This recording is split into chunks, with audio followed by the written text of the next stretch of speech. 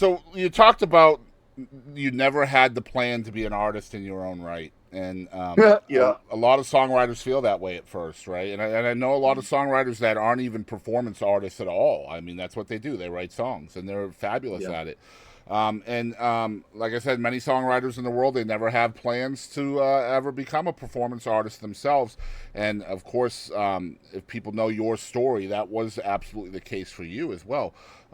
You talked about Call It Even, which was your first release in 2021 as an artist in your own right, and that made some pretty big waves out there. It got a lot of critical success, and a lot of people were talking about it in a positive way. So now that you've seen success, quote unquote success, whatever that means, as a writer and now as an artist as well, what's right. been more fulfilling to you?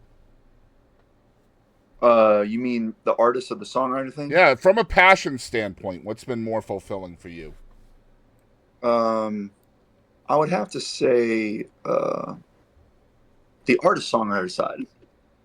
Um, He just picked both. um, He just picked both. well, no, I was creating its own category, the artist songwriter, and then the songwriter, because the uh, songwriter thing, I'm still doing, trying to write songs for famous people. I I'm still understand. doing that Right. for 2 weeks a month, but I can't separate the songwriter from the artist part on as far as my records because it's the whole point, right? Um, and that side has been I've never felt more at home and more sure about my place in this world, this music business, than I am now as a touring singer songwriter. Because I go out and I play these shows, and half my show is telling the stories behind the songs. Um, I mean, literally half of my show is that. Uh, and the the reactions and the text messages and the social media messages I get from people and the conversations I have with people before and after the shows, sometimes months later at the next show that I'm at that particular venue, um, are just stunning. And these songs that I thought I was just writing for me turned out to be for a whole bunch of other people. Yep. And that's just amazing. I told a few people lately, like, this touring singer songwriter thing turned into a ministry of sorts, which was the last thing. I mean, it wasn't even the last thing. It wasn't on the list. Yeah. When I came to Nashville, when I came to Nashville, I just want to write songs for other people.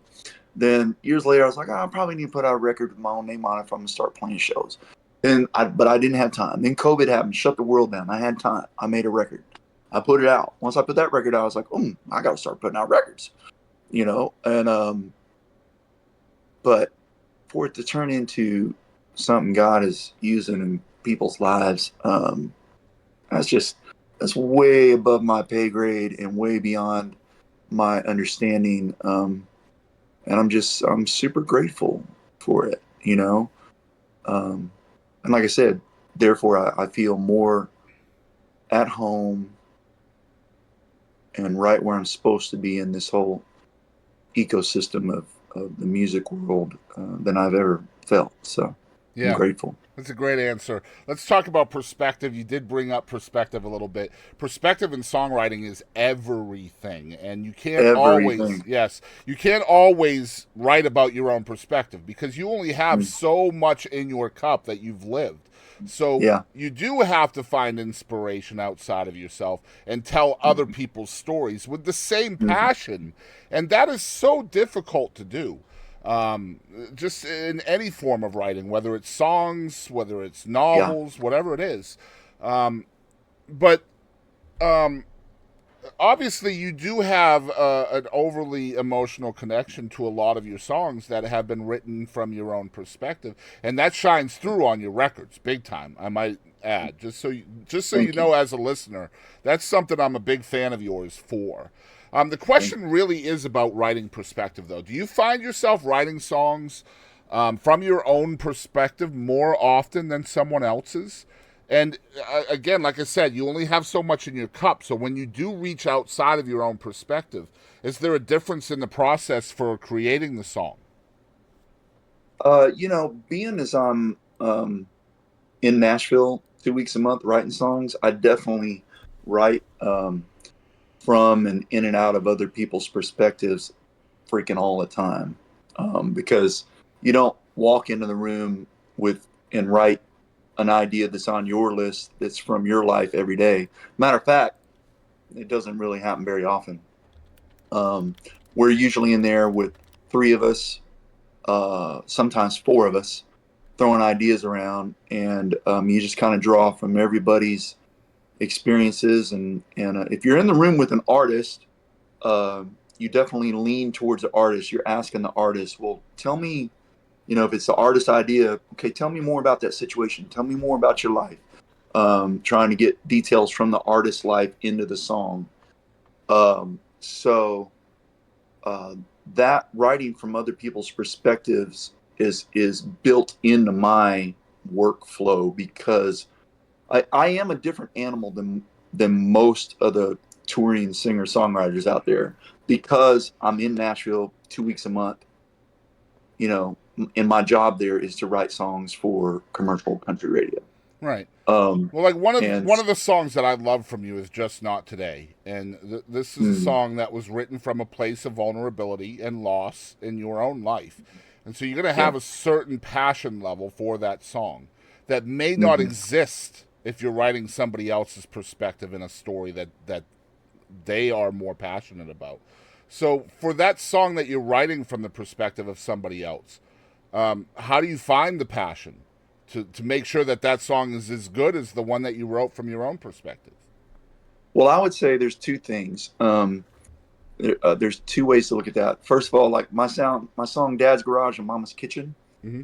would be one perspective. That's really my co-writer Helene's childhood, Oh man, she's right? fabulous. By the way, Yeah, oh she's a yeah, beast, right? yes, I And agree. so she and I wrote that song. It took us 4 or 5 different days to write it over several months. But that's her story. But it was real, and um, so that's kind of easy for me on one hand.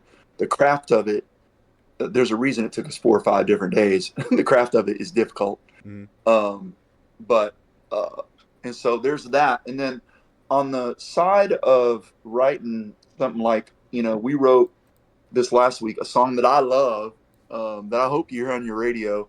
I won't say the title because somebody might be able to take it and try to steal it and write it a different way. Of But course, yeah. it's a very beachy, commercial, fun song, right? And it was the artist's idea, and we got it wrapped up. I love that song. I love all the processes because I love the craft. I Songwriting is a puzzle, and I love the puzzle. Even if the puzzle isn't something personal to me, even if the puzzle isn't something that makes me feel something deep, even if the puzzle is just meant to make me not think about anything for a while and turn my brain off and just have fun and enjoy 3 minutes. Um, I love the puzzle of it so much that I just enjoy all of it. That doesn't mean I enjoy every day. I mean, writing. I mean, you know, we have some days that the song just sucks. Mm-hmm. Hey, look, the ideas the some idea sucked. We shouldn't even try to write the idea because the idea was lame. And but most days you have something at least to work with, and I just love the puzzle so much that Mhm. you know Well, that's how I do it. sometimes putting a puzzle together is really difficult, and you just need a break from that, right? Like you just look. You Yeah, know what? I need to watch a movie today. We'll work on the puzzle tomorrow. yeah, but I mean, it's the part of me that loves the puzzle that enables me to write from other people's perspectives in those situations where we're not writing something that would be on a Scott Shawn White record, where we're Yeah. writing something that would be on a Blake Shelton record or something. And it's the craft part that I've learned over all these years in Nashville and from some of my heroes in Texas. So Well, that's a great way of looking at it. And just along the same line, you're talking about, cutting songs of your own that are from your perspective. Is there a difference in your writing process? Let me think of the best way to put this. If you're writing a song for yourself, first of all, do you know beforehand that you're writing a song for yourself? And if so, is there a difference in the process for you when, I know I'm writing a song for myself versus I'm trying to write something for Blake Shelton or whoever might be in mind? Hmm. Um, the first answer to that is I hardly ever know that I'm writing something for me when I'm writing it. Um, I say hardly ever. There are times, like when I wrote "God Is Good," I definitely knew I was writing that for me. Call It Even, I definitely. I mean, it was those are my story.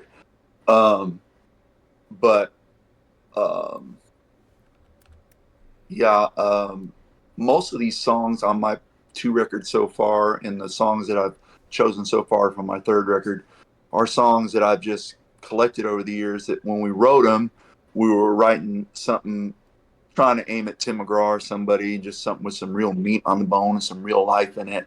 And then I was like, oh well, I could record that because I feel that. Like Mm-hmm. I can, I believe that coming out of my mouth, you know, kind of thing. And then there are, though, like I have a couple of songs that are cooking at the moment that that are, I'm definitely writing them, working on them with me in mind and my third record in mind.